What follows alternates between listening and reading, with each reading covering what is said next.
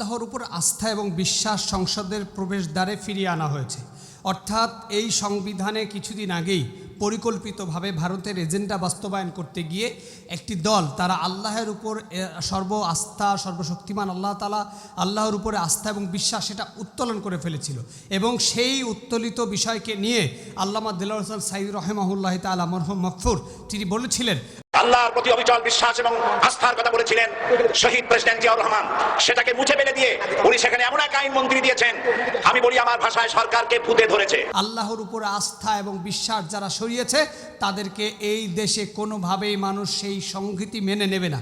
এবং সেই জায়গাটাতে প্রধানমন্ত্রী জনাব তারেক রহমান তিনি ব্যক্তিগতভাবে স্পেশালি নির্দেশ দিয়ে বলেছেন যে সংসদের প্রবেশদ্বার অর্থাৎ যেখানে সংসদের দরজা সেই জায়গাটাতে লেখা থাকবে সর্বশক্তিমান আল্লাহ তাআলার প্রতি আস্থা এবং বিশ্বাস।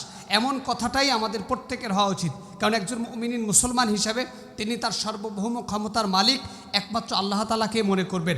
আল্লাহ তাআলা কোরআন শরীফের ভিতরে বলেছেন, তাবারাকাল্লাযী বিয়াদিহিল মুলক ওয়া হুয়া আলা কুল্লি শাইইন কদির।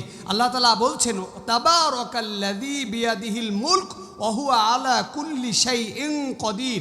আল্লাহ তাআলা বলছেন যে এই পৃথিবীর সার্বভৌম সর্বশ্রেষ্ঠত্বের সব কিছুর একমাত্র ক্ষমতা রাজত্ব একমাত্র তার, অর্থাৎ তার উপরে কোনো শক্তি নাই।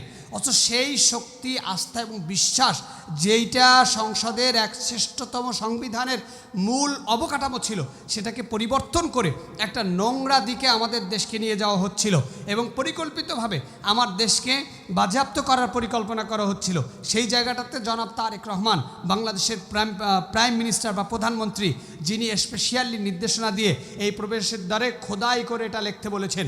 হৃদয়ে যেমন খোদাই করতে হয় ঠিক তেমনি সংসদে অর্থাৎ সংসদে এমপি যারা তারা যখন প্রবেশ করবে তারা দেখতে পারবে সর্বশক্তিমান আল্লাহ তাআলার প্রতি আস্থা এবং বিশ্বাস।